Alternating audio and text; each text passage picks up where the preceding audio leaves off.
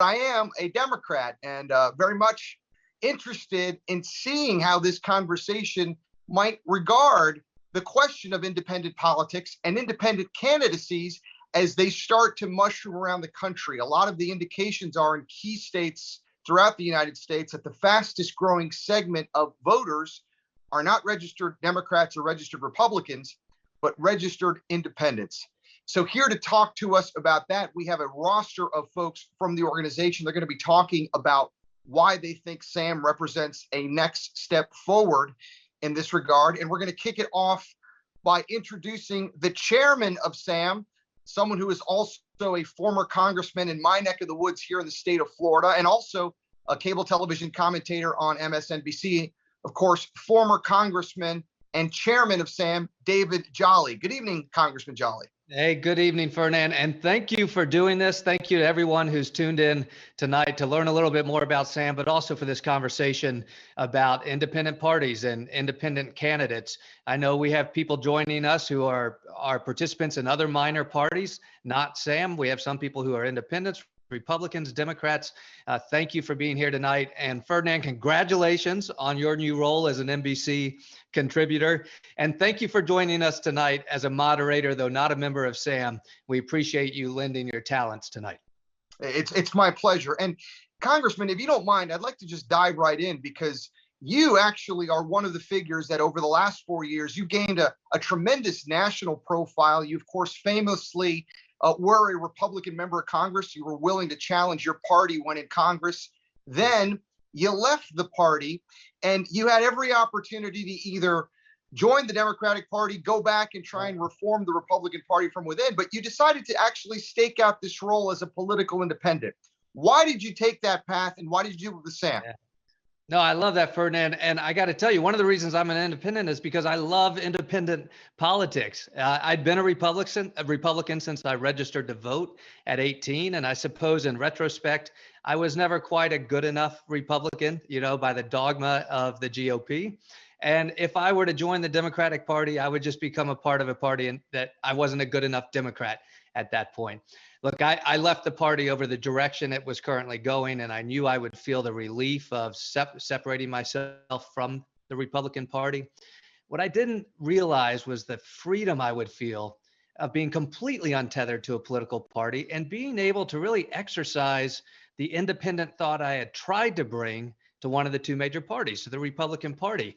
I think a lot of voters, probably people on the call tonight, have had a similar experience where maybe you've signed up for one of the two major parties based on a conviction you share on issues of healthcare or taxes or reproductive rights, regulation, whatever it might be.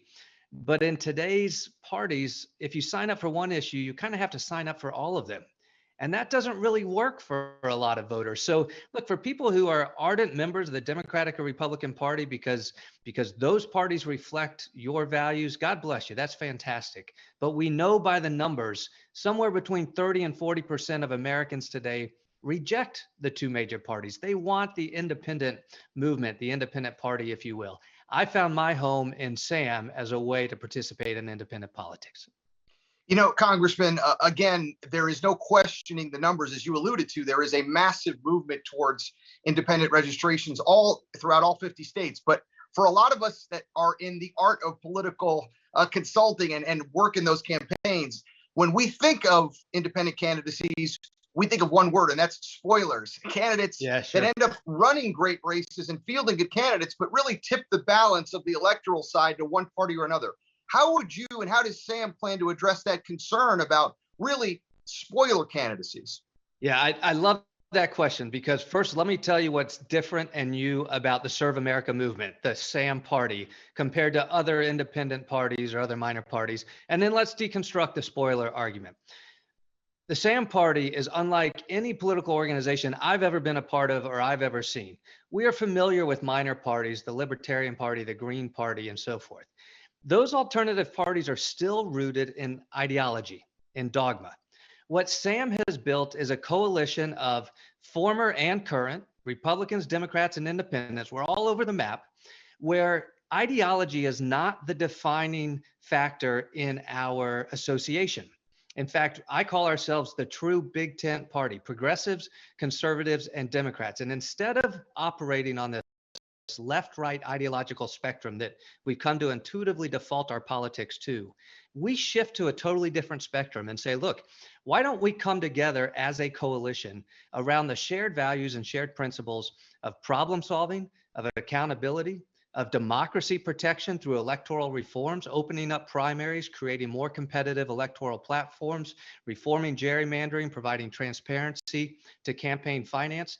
But at the end of the day, what we're acknowledging is for the hardest issues we face today, healthcare, immigration, taxes, whatever they might be, sometimes the answer is on the left, sometimes on the right, sometimes in the middle.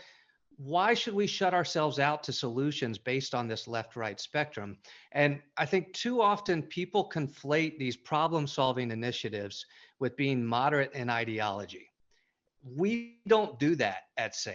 We don't try to push everybody's ideology somewhere into the center. We say, bring your ideology and let's figure out how these competing and contrasting ideologies can solve the problems. Very quickly, to deconstruct the spoiler argument. You are right that we often see an independent sometimes take from one party or the other, but not be viable in a general election. We want to test the theory of the case.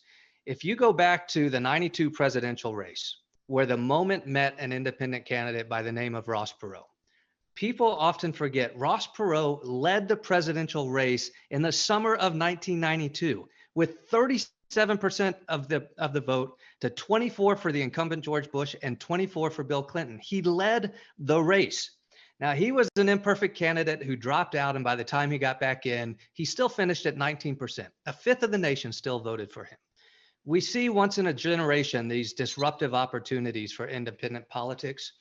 I believe, and the folks at SAM believe, that if we can recruit viable independent candidates that can be seen as choices in equity on the ballot with a Republican and a Democratic nominee, that we know the independent voters are out there. When people register to vote, you choose R, D, or I, right? And those are essentially choices in equity when you're registering to vote. It's a generic choice. You're checking a box on a piece of paper, R, D, or I, and we roughly self-sort a third, a third, a third. But on the first Tuesday in November, we perform 50-50. Why is that? We believe, and in large part because of hurdles put up by the two major parties, that it is so difficult for a viable independent candidate to reach that first Tuesday in November that there aren't choices in equity. And that's why we see the 50-50 voting breakdown in November. At SAM, we're determined both to build a coalition around these shared values, but to identify, recruit, and run viable independent candidates that can compete with the two major parties. Thank you so much for that, Congressman Jolly. And on that note, let's actually talk to someone who's run as an independent candidate before, and how that experience is now impacting the role that they're doing with SAM. Of course, I'm talking about the chairman of SAM in Connecticut, Monty Frank. Monty, welcome aboard. And can you tell us a little bit about what motivated you to run as an independent candidate in 2018 in the state of Connecticut, and how that led eventually to your involvement with SAM? Happy to do that. And thank you for joining us. And thank you, Congressman, for your leadership. It's an interesting story. I mean, lifelong Democrat. I got a call on the way to the office one morning in 2000 and early 2018. And the call was something like, Oz Griebel is going to run for governor. And the campaign wants to talk to you about being his running mate. And, my jaw dropped to the floor. I knew Oz by reputation as being an extremely important person in the state, ran for governor as a Republican in 2010, did well, lost in the primary, a man of incredible integrity, knowledge of the state, deep-rooted in policy. And I said, I'm a Democrat, right? And I believe in all these issues. And I went down the list of the red meat Democratic issues, and they're like, yeah, of course, we know all that stuff. That's why we want to talk to you. So I agreed to take the meeting. Oz and I had a long discussion, largely around policy. And we found that we had much more in common than you would expect from a lifelong Republican and a lifelong Democrat. We worked through all the issues. And then we started talking about principles of good governance, like governance. And this is how we would govern when we win. And what we found as we jumped into the campaign and actually were in Republican kitchens and Democratic kitchens is that people were more interested in fixing our broken state house and our broken democracy than there were in the actual ideological issues that the parties drive people towards to push them into corners to energize their bases. And so essentially, we were Sam before we knew about Sam, because we were having those discussions and having those meetings. And then we were thrilled that Sam endorsed us, and we started realizing that we weren't an island here in Connecticut, that there were people all over the country who shared our shared values around accountability and transparency and problem solving and electoral competition. And it was enlightening and liberating, as the congressman said. We did pretty well. We fought our way into all the debates. I think objectively, we won all the debates. We were endorsed by the Hartford Courant, which is the largest newspaper in the state. And then the parties really started to pay attention to us, started doing their negative ads, and our bottom dropped out. But we did well enough to have, if we had registered as a Sam party, emerge as a minor party. And we continue to work afterwards to make sure that what we started continues and that we could build a real coalition around good governance and change the face of the democratic process in Connecticut. Monty, tell me briefly, before we move on, what would you say from your perspective are Sam's short-term major goals and long-term major goals? Well, the short term, we are building towards becoming a minor party and building our base. And we're doing that through energizing and reigniting the people who are involved in our campaign throughout the state. We have formed a Sam caucus in the legislature, which is essentially the problem solvers caucus around good governing principles. Our endorsed candidates are part of that caucus. We've got the deputy minority leader in the Senate as part of that caucus, and they're shoulder tapping their colleagues to say, hey, we're tired of this intractability in our state house. We want to solve the problems for the people, and they're bringing people in. We have municipal CEOs, our mayors, and our first selectmen around the state meeting along SAM principles. And what is so exciting about the caucus and the municipal leaders is it's Democrats, it's Republicans, it's people interested in possibly as running as a SAM candidate in 2021, and we're encouraging that. We're looking towards the 2022 election cycle to run a statewide candidate with the real probability of emerging out of that as a minor party, and then we'll start building towards major party status in 2026. But we're going to be a player from here on out to promote these. Again, not the left-right ideological issues. It's not a debate over whose dogma is better than the other party's dogma, but about ideas of good governance and trying to reform our democracy.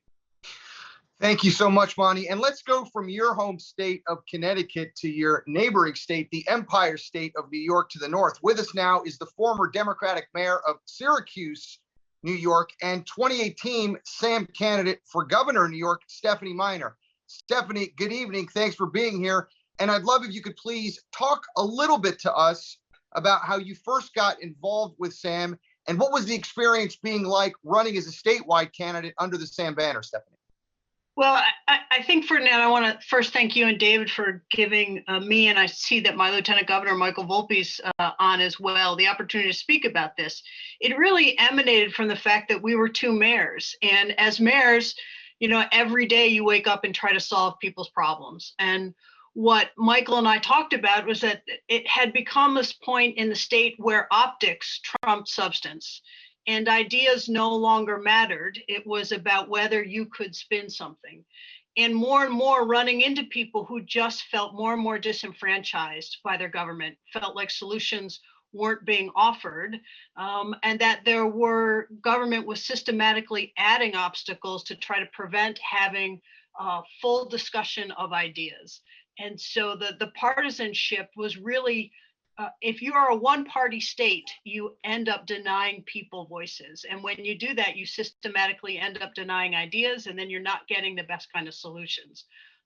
And so New York is a very big state, and it was a great adventure because clearly the system did not want us to succeed in getting on the ballot. We were able to do that, and we got enough votes to establish ourselves, and then the system came back and said they didn't want to have that happen either. But the thing that was perhaps the most illuminating was everywhere we went and everyone we talked about a sense that our politics is broken, the civility is broken, and we want and desperately need to find a way to make ideas matter and to make civility matter and to focus on solving problems and how we can move forward together as a democracy, as opposed to how we can cut and slice everyone into separate corners.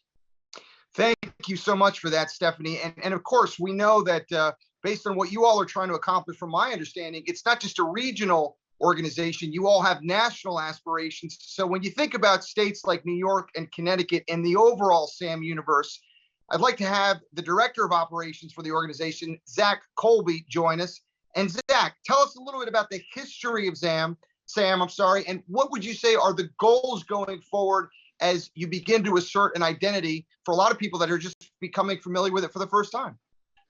Yeah, SAM actually began in 2017 and was founded in the wake of the 2016 elections by basically a group of concerned citizens, Republicans, Democrats, and independents who are concerned about the direction of our country and concerned about the direction of our democracy.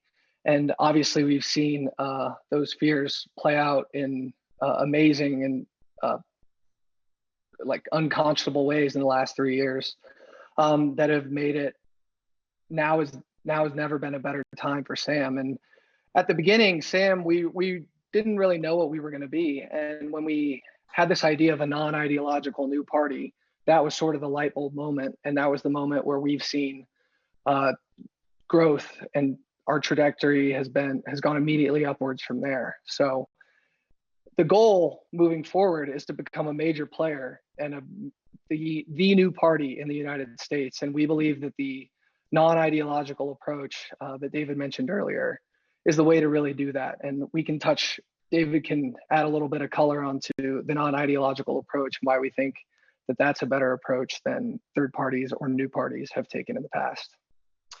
Thanks for that, Zach. And let me go to Congressman Jolly on that. But first, think about it in these terms, Congressman Jolly. There were reports in the news today that there already is a faction of people that are registered as Republicans who are looking to form their own party in response to the Trumpist takeover of the old Republican Party.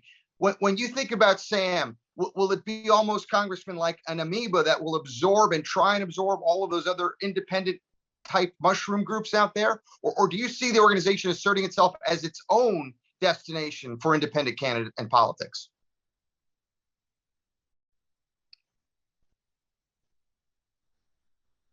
Hey, David, you're muted.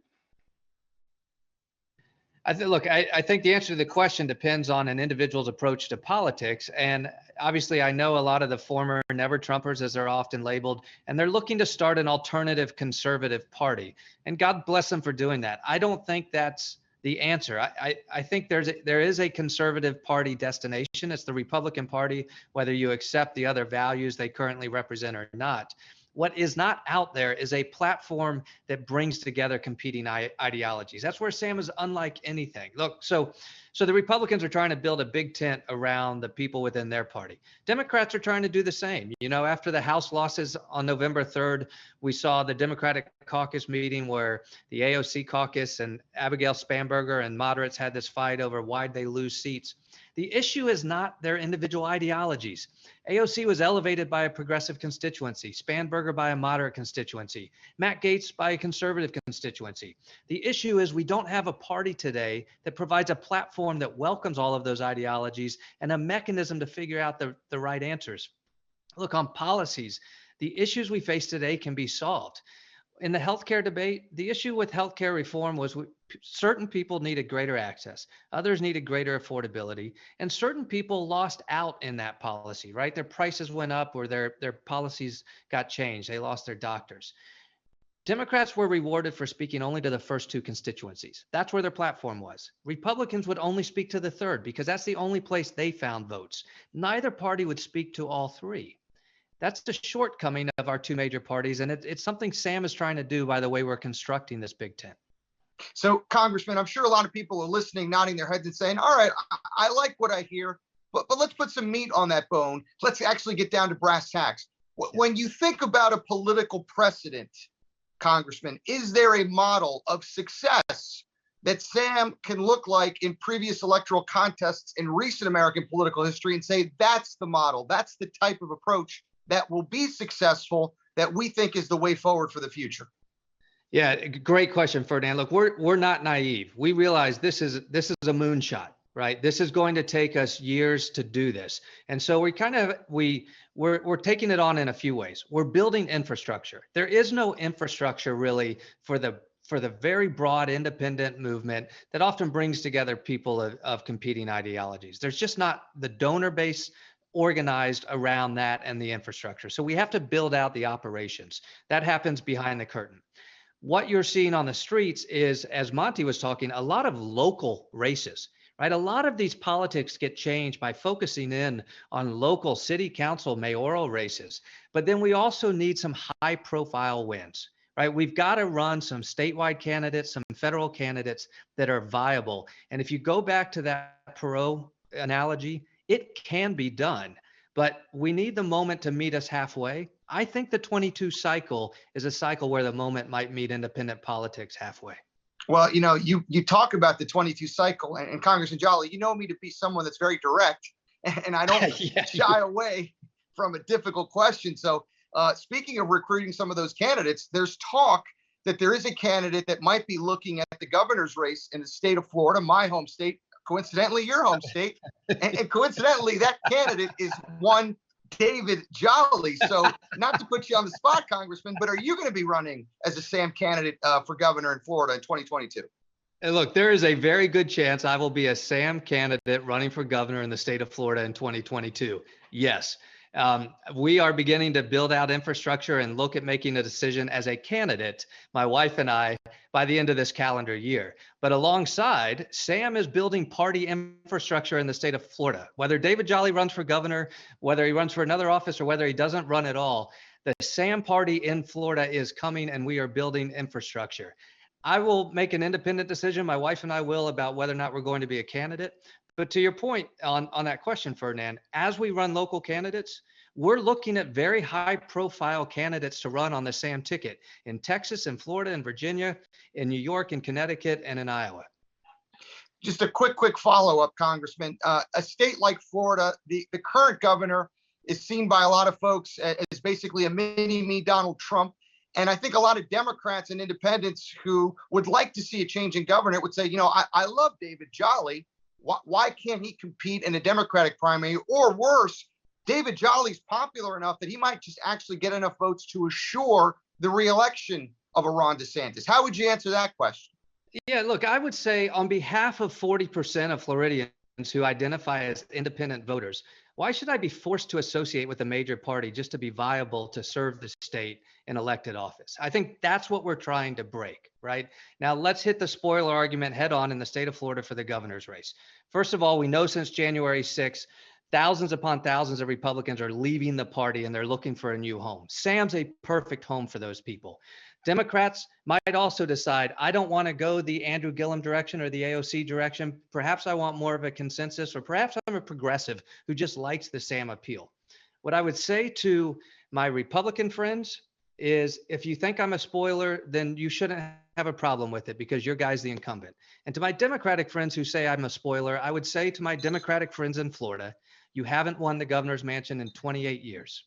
So if you want to come in second again, I suppose I might be a spoiler to a runner-up race, but I don't believe the Florida Democratic Party is in the place to change direction in Tallahassee. Perhaps what we need to do is create a coalition between independents, progressives, and some conservatives to finally change direction in Tallahassee.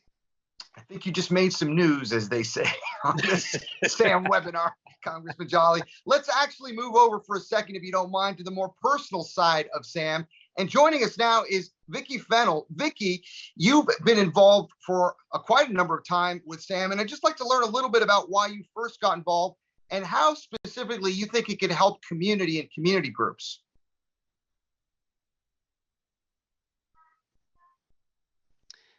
Vicky, I think you're on mute. Can you hear me? Can you see me? There you go, loud and clear, Vicky. Welcome aboard. Okay, thank you. Like you, I am a Democrat, lifelong Democrat. I really don't like the direction of the party, locally and nationally. And so I worked as a volunteer on the 2018 campaign with for Oz Griebel and Monty Frank. So like Monty said, we were Sam before Sam. And I knew Oz, I knew what he stood for, his expertise, his knowledge. Monty certainly added something, brought something different to the ticket, something also very good. And I like the way they approached the issues. They were not afraid to go anywhere. They were speaking to voters in a respectful way. They were being realistic, and they were offering solutions to the problems, you know, that faced the state in Connecticut. I like the fact that they were inclusive across the board, and they acknowledged and they offered solutions to problems that were facing not only the inner cities, but also the suburbs. And one thing, you know, I think voters, they don't like to see their political figures get caught up in personalities. And in this campaign, they did not get caught up in the personalities, but they rolled up their sleeves. They got in, it was the policies that mattered, and wanted to go to work on behalf for the people of Connecticut. And I think as voters, you know, I know this, I can speak for myself, I'm looking for results. I'm not looking for the same old, which is what the major parties are offering. You look at the conditions of the inner cities, what has changed? Nothing. The neighborhoods look the same, the blight, crime, the policies are clearly not working for the people. You have politicians that are more concerned about how they look on the evening news. They're really not policy or result oriented, but more career oriented, more like what's my next move. And I think a lot of times the voters are left out of the equation. There's even a hostility towards change or a new way of thinking, approaches. So in the end, I think the voter is the loser. And I also think the time has come for real change. I think we all know the system is broken, but we just can't sit on the sidelines and you know, be angry and then think it can't be fixed. So I think we the people require, we are the people, and it requires new thinking, independent thinking, because you can't be swayed by, you know, party politics. It's about organizing, it's about mobilizing, and I also think it's about major education, and particularly in the community, in our inner cities, where there's been unfortunately, sort of like a brainwashing has taken place. So I think overall, I think people want to see their representatives work together, and you know, that's where we're at right now. Thank you so much, Vicky. Vicky, I'd like to switch our attention back to the New York experience, because we have actually with us now the chairman of the New York chapter of SAM, someone who's actually done the full 360, and it's, of course, Michael Volpe. Michael, welcome aboard, and tell us a little bit, Michael, about your initial involvement. And as someone who has done the whole merry-go-round, you started off as a Democrat, then you became a Republican, then an independent. Tell us a little bit about your experience with SAM and what's going forward there in New York. My experience at SAM has been very positive. I got involved in SAM after attending a lecture by David Brooks. After the 2016 election, I felt that both parties were just heading in directions that were not responsive to the needs of citizens and voters, as Vicky just said. You said I did the complete 360. I can assure the listeners here tonight, I'm never going back to the D's or the R's. They're both irreparably broken. And what's going on in SAM, New York, there's been a lot of chatter on the chat room here about building locally, and that's exactly what we've done since we achieved ballot status in 2018. In 2019, we ran 100 candidates, mostly fusion candidates. We prevailed, or they prevailed in about 54, 55 races. In 2020, we had over 40 candidates, about 22 prevailed in their races. And we've made a difference. And the most important thing that I'm proud of is that we're actually trying to build from the local up and listen to people and listen to their needs. And when you do, you find out that the educational system is broken. Public education needs to be fixed. You find out there's not enough economic opportunity for people in any state, and in New York State, with all its resources, it's still lacking. You find out that people are very concerned about the direction of New York State, and they're leaving in record numbers. The best real estate broker for Florida is Andrew Cuomo. Maybe the best is Bill de Blasio. The second best is Andrew Cuomo. And the end result is that states like ours are suffering. So we need change. We need real change. And as Stephanie said, without listening to the issues that are presented to everyday people and really trying to solve their problems with science and facts, you don't get to the core of the problem. Michael, That's it what we're seems working that it seems like you've caught the attention of Governor Cuomo and others. There's some court litigation there to deal with the very question of minor parties in New York State. How is that impacting what Sam is trying to do going forward and now in the 2021 New York City races? Well, it's impacting very much so. The governor and his colleagues up in Albany put into the budget a year and a half ago a new law that changed the ballot status requirements. We challenged that in federal court, and while we've lost that court case, we're still going to participate in all of the elections if we have candidates who are worthy of our brand and worthy of our principles and abide by our principles and beliefs. And we're more than willing to run a candidate for the mayor of New York, the city council races. There's 30 some odd up for grabs this year. And across the state, there are other races that are very important. But what's critical to the listeners is you have to build this locally. David has said this many times. You can't just start from a top-down approach across the entire country. You have to build it locally. You have to get the support, have the infrastructure, and then years down the road, we'll be prepared to make a difference in the presidential race. Thank you so much, Michael. And as Sam looks towards the future, what are they thinking about in terms of organizing new states? Here to answer that question is the National Outreach Director for the organization, Alex Hackworth. Alex, tell us a little bit about Sam's plans for organizing in this year of 2021 and beyond into the future. Yeah, absolutely. Thank you, David, and thank you, Fernand. I'm excited to be here. I'm calling in from the great state of Missouri, and I love seeing where everyone else is calling in from as well. You know, I've been really inspired with all the conversations that I've been having over the last month. If there's a few things that stand out to me, it's that people are worried about the direction that their parties are moving, and they are tired and fed up with the direction that our politics are headed towards in a general sense. And like Americans always do, they are ready to roll their sleeves up and get organized in their community and start making a difference where it matters most. And for me, that's the most important part, is making sure that this movement is community driven, because let's face it, the issues that we see in St. Louis, Missouri might be a little different than the issues we see in New York City, New York.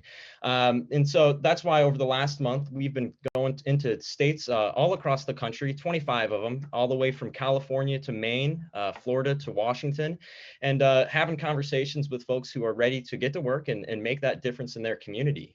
You know, if any of this about Sam speaks to you, reach out to me. My email's in the chat. I'll keep shooting it out there. And then you'll hear from me very shortly after this with an email. Thank you all. Thank you so much, Alex. Now let's turn to one of the supporters, the folks that make Sam go. It's Carl McCluster, who's a pastor in the state of Connecticut. Carl, why did you decide it was time to get involved with Sam after observing politics for as many years as you have in the state of Connecticut? Carl, you're on mute. Went small for a second. Listen, when I came out of high school and went to college at Colorado College, Colorado, I was a Republican because I didn't know anything. The people there were Republicans, so I got involved with them. When I came to Connecticut to go to school at Yale, then I saw that the majority of people were Democrats, and so I sort of hung out with them. I got tired of being left out, not being able to have a say in it. But what I found two things about both those parties in both those places and globally, and that is that if you don't get in line, if you don't have a herd mentality and run with the crowd, then your thoughts are minimized. You're not considered. You're not listened to. And we need a place where new ideas and fresh ideas can come up. Montague was not wrong when he said, except for in some rare cases, that the best don't come. to politics. It's because we're muted. We need to begin to listen to ideas. SAM is a place where we can talk about ways to get people involved. In Connecticut, 42% of us are unaffiliated voters. That means that we have the majority more than the Republicans or the Democrats. We just need to express ourselves. But unless we get in line with one of the parties, then that's muted. That's what SAM is for. SAM is for a place for new ideas, for fresh leaders, for ideas instead of just politics. That's why ranked choice voting, that's why open primaries are so critical, because they give people a voice. And that's what SAM means to me. I'm still an independent. I'm going to be an independent, but I'm going to support SAM because it is a fresh voice in the midst of all of this, what we've seen. We've seen what the divisive politics have done to the country and have done to each of our states. And it's time for us to say no more. It's time for ideals to rule and not parties to rule. And that's what SAM represents to me. Thank you so much, Carl. And I know that so many of you are watching and waiting so patiently. You have a bunch of questions. We're about to get to the Q&A section. But before I do that, I want to bring back Congressman Jolly, who, as I mentioned at the outset, is the chairman of SAM, just to make some concluding remarks before we turn it over to all of you with your questions. Congressman? Yeah, thank you. And thank you for everybody who's on the call, and for our participants from SAM tonight. Ferdinand, to you. Look, SAM is building from the grassroots. We are building locally. And as Alex, I believe, said, issues are often different from the East Coast to the West Coast, from the Midwest to the Southwest. And so what we are building out is a coalition, a national coalition around the shared principles we've discussed that reflects the ideology and principles of your own community. And we have found that one of the go-to places is in the space of electoral reform. You know, the best way to protect democracy is to ensure equal access to the ballot box for both voters and for candidates. So a lot of our coalitions are participating in initiatives around what Carl mentioned, ranked choice voting or open primary or gerrymandering reform, whatever it might be. So if that is an issue in your community or state, we want to talk to you. We want to work with you. If there are independent candidates that are really looking for a foothold, we want to talk to you. And if you just want to mobilize a SAM chapter in your area, we want to talk to you. Go to our website, joinsam.org, get in touch with Alex, whose email is here. You're going to hear from Alex as well. Look, this is on us to make it happen. We know the data is there. We believe this is the moment for a viable new party to emerge and provide a home for people that don't find one in the current landscape of today's politics. Thank you for that, Congressman Jolly. And now I think there's a lot of questions. So why don't we try and get to as many as we can in our remaining minutes here? Yeah, one that often crops up in the SAM universe, and I saw Jared, Pat, and just asked, I think this would be a good one for David, is what do you tell people when you're trying to spread the word about SAM when they ask, what is SAM's stance on guns, or what is SAM's stance on abortion? What is SAM's stance on the issue that I care about most? So look, I love that question because I think it's important. You know, when we initially rolled out SAM as kind of rejecting the left-right axis, we had to live with it for a little bit before we realized what we're really saying is all are welcome, right? Progressives, conservatives, moderates. It's what we're rejecting is the dogma of either being absolutely left, absolutely right, or absolutely center. So what SAM does is it recognizes that the politics in your community around a tough issue like guns or healthcare or immigration might be different than the politics in a different area, right? That's the whole fight between AOC and Spanberger within the Democratic caucus. Their communities are different. And so what Sam says is, if you're left, right, or middle, bring those ideologies, and then let's come together around the shared value of problem solving. I think we could create a majority party for a generation to come if we're the party that says, look, greater gun control can protect innocent lives from violence, but also protect the ability of rightful owners to own a firearm. On immigration, we can recognize the value of every human life and create a pathway towards citizenship while also providing for border security. On healthcare, we can expand access and affordability while also protecting a robust private market. Those are all competing ideologies in today's marketplace of ideas that you look at on Capitol Hill. At SAM, we're saying those are all within our tent. Zach, what else do we have teed up in terms of questions? And by the way, folks, you can send questions through the chat option directly, or raise your hand, and Zach will try and acknowledge you and filter those to me and the other panelists here on board. Yep, here's one from Sandy Parker. She says, the obvious question is, won't a third party candidate just split off votes from the two major party candidates to the benefit of one of them? Remember Ross Perot, or recently legislative races in Florida? Yeah, hey, look, in the interest of time, let me just revisit that. I think I made the case that Ross Perot actually was leading in the summer of 92 by 13 points. As that race evolved, he just proved to not be the candidate for the moment, but the moment was there for independent politics. But more importantly, I would also say at the local level, you don't see that spoiler effect. At the local level, the candidates appear in equity far more than at the national level. And that's where Sam is really focused in New York and Connecticut and other states. It's at the local races where we're really seeing the success of independent candidates. And here's a good follow-up to that from Andrea Samuels. Local elections are the foundation for any party obtaining a foothold. They also tend to be nonpartisan. My experience has shown me that the Republican Party, there are no nonpartisan races. How will Sam develop a platform of support for local elections, and what would that support look like? Hey, Monty, you wanna talk about what you're doing in Connecticut around local races? Yeah, we're building it, and we're supporting candidates. And for us, it doesn't matter whether you're running as a Democrat or a Republican, or if you want to petition on as a Sam candidate. If you're willing to stand up and pledge to the Sam values of accountability, transparency, problem solving, and electoral competition, we'll support you. And what we're finding is that there's a tremendous amount of traction in local elections, particularly as things become more divisive on the statewide level and at the national level. That people on the local level are petrified that what they're seeing in government, the state, and at the national level will filter down to the local municipalities. And if the local municipalities end up in gridlock the way our state and national governments are, then we've got complete paralysis up and down the line. So there are a lot of people who are getting energized. They're standing up. They're supporting SAM principles. And we're going to see, hopefully, in the next election, if we're successful, candidates running as SAM, Democrats, Republicans, but based on SAM principles, which will then filter up to the state and then hopefully to the national level. So Can I just say that I have to agree with Monty. The reason that Monty and Oz were so well received in Connecticut is because they had the ability to make it local. All politics are local, right? We only care what happens in our backyard first and last and in the middle. And so I think that Monty hit it on the head. You have the ability to really have conversation, not on the two extremes, but right where you are in the middle. Where you are is in the middle. Where you live is in the middle. What happens in your neighborhood is in the middle. And that's what SAM represents to me.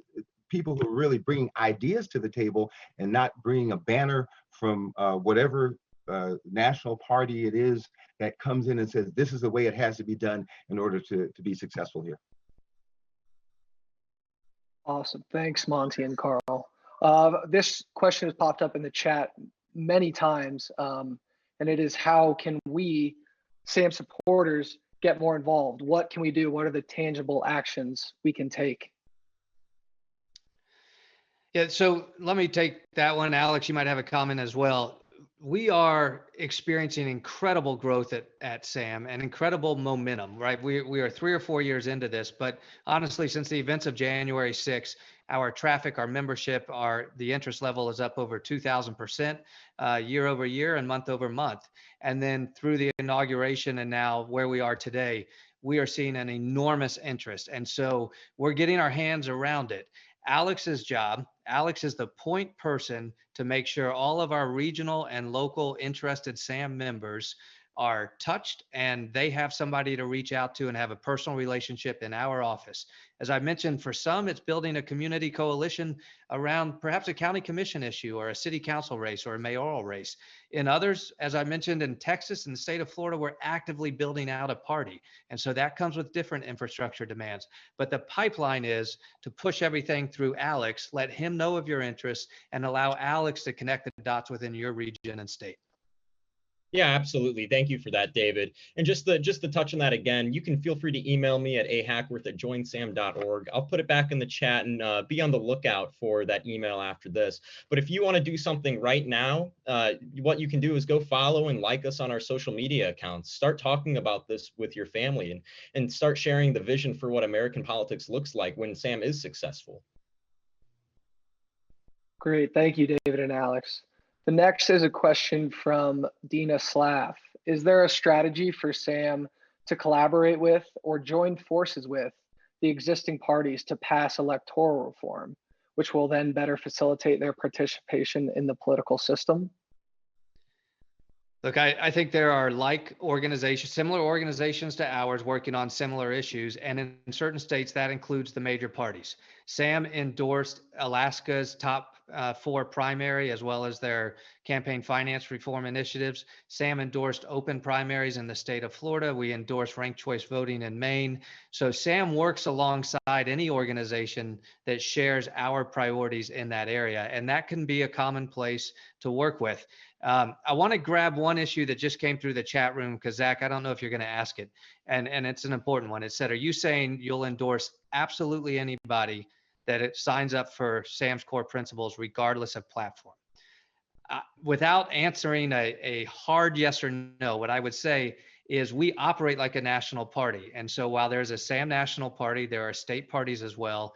And what happened in Connecticut this cycle is they had a questionnaire for potential candidates that was filled out, and the Sam and Connecticut Endorsement Committee reviewed that, held interviews, and based on those interviews and the values expressed by the candidates, Sam Connecticut determined whether or not to endorse a candidate. So it is not simply a check these boxes and you get the endorsement.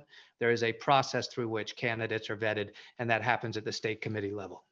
Can I follow up on that for 1 second, David? You bet. And that is critical, because when we did the interviews in Connecticut of people running for legislature or the state Senate, and we'll do it again in the municipal elections, we focused on problem solving in addition to the other pillars. But problem solving, that one principle kind of fleshes out the pure ideologues.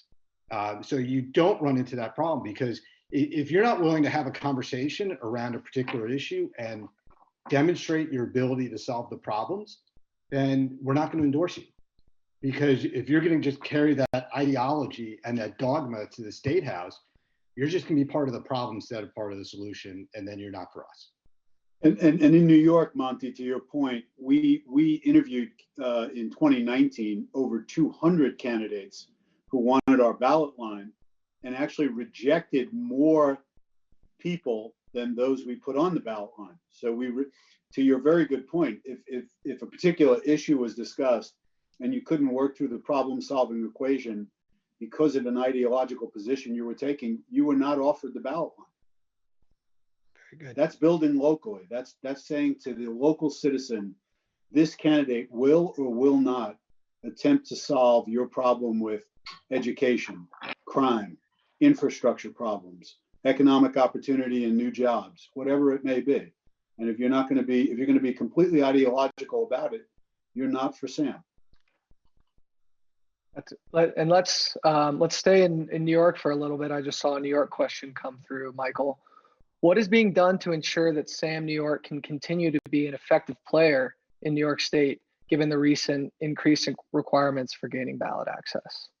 Well, the Democratic controlled the governor's house and the legislative body have made it very difficult. Someone asked if we could work with the other parties to sort of solve the problem and have minor parties to have a bigger voice, is basically the question. The answer there in New York is no. I think there are moves underfoot to cut down on the number of options. Right now, there'll only be 4 parties: the Democrats, Republicans, conservatives aligned with the Republicans, and working families aligned with the Democrats. So there's really 2 choices to the citizens, which is terrible for democracy. The founders of the Constitution warned against this very problem. So what we're trying to do, though, to the folks that have made the comments about all politics are local, we'll support candidates locally. We can get them on the ballot through what's called an independent petitioning process, and we can advocate for the principles we've talked about tonight And I guarantee you, we can make a difference in local races and work our way up, as David said, to the bigger races. Excellent. Thank you. Here's another great question that just came in through the chat, and David touched on this a little bit earlier, but some people say that America's political system is hopelessly broken, that we should just leave because the two-party system is too entrenched. The system makes it actively difficult to go against it. So what makes you think that you have any chance of succeeding? What do you say to those people? I love that question, because I would flip the script and say, what's the alternative? To give up? I don't think any of us are willing to give up. There's too much important to fight for. And the challenges are great. Part of this conversation around electoral reform is because the major parties have made it so difficult for independent voters and new parties to coalesce and emerge and be viable. Every state is a little different. Without going too deep into it, we often conflate in political conversations the issue of ballot access and the issue of party formation. Those are two different concepts, and they are different in all 50 states. So building this out is hard work. And I would say, as somebody who tried to quit politics 3 times, I'm not giving up. And I think the people on this call tonight aren't giving up either. There's a reason you're giving an hour of your time tonight for a Zoom call with people you've never met. It's because you believe in the country as much as we do. And we've got an opportunity to change politics. And the reason I say God bless the two major parties is, I mean it. There's a place for them. They are the home of rigid ideology that reflects the hardened ideology of a lot of Americans who think that ideology is the most important thing in politics. So that's fine. That's a home for them. But this isn't about David Jolly and Monty Frank and Carl and Michael and Alex and Vicky and everybody else. This is about 40% of the country who says, I can't find my home in the two major parties. So what do I do? And if the two major parties have made it too hard for them to participate, well, that's all the more reason that those of us on the call tonight should be fighting to change this and change it for good. Zach, let's see. Do we have time for one more question maybe before we bring this in for a landing? Let's do it. And I won't ask you guys the question about the Jolly Amandi ticket that we keep seeing pop up in the chat. Hey, it's got to be Amandi Jolly. If we do this, Amandi's on the top of the ticket.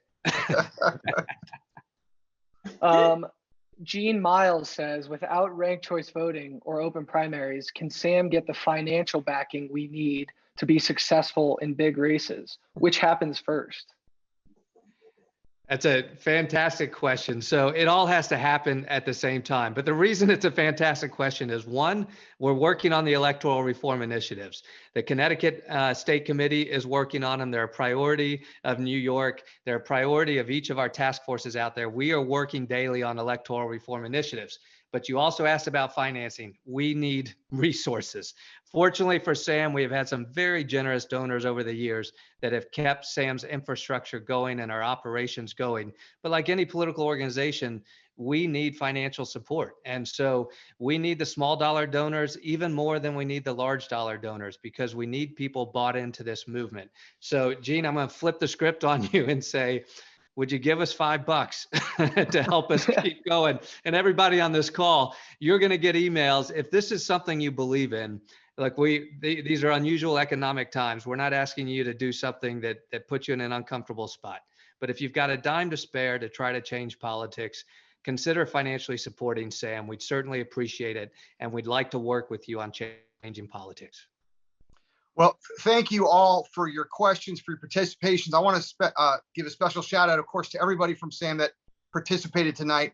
Monty Frank, Stephanie Miner, Zach Colby, Vicky Fennel, Michael Volpe, Alex Hackworth, Carl McCluster. And I want to give the last word to the chairman of SAM, and it looks like maybe candidate for Florida governor, Congressman David Jolly, after he made news. I wasn't expecting you to make news like that tonight. You're running mate. You're running mate. Fernand, run to Twitter right now. Look, the first thing I want to do in closing remarks is thank Fernand. I appreciate you as a Democrat participating in this very important conversation. I know a lot of people within the two major parties are a little iffy around independent politics, but I'll tell you, it's a testament to Fernand's commitment to just getting things right in the body politic and in the country. You're a friend. You're a fantastic contributor on NBC. Thank you for that tonight, for being a part of this. Do email Alex. Do go to our website, joinsam.org. Check us out on social media. respond to our emails when we reach out to you tonight or tomorrow. Let us know where you're at and how you might want to get involved. And also look out for a couple products. We have Sam Studio, which is online, samstudio.org. We're always updating content regarding democracy reform and new parties. We have a podcast that generally comes out once a week. Tomorrow, Friday morning, this Zoom call will have been recorded and distributed. And then we're going to try to do these national Zoom calls more regularly. And we'll have other guests. We'll have leading academics on what it means for new parties to create viability. We'll have perhaps other political parties, minor parties, other candidates, but we want to keep this movement going. And the only way it keeps going is with your participation. So Fernand, thank you. To our panelists, thank you. To every guest tonight, thank you. Check us out at joinsam.org and let's change politics.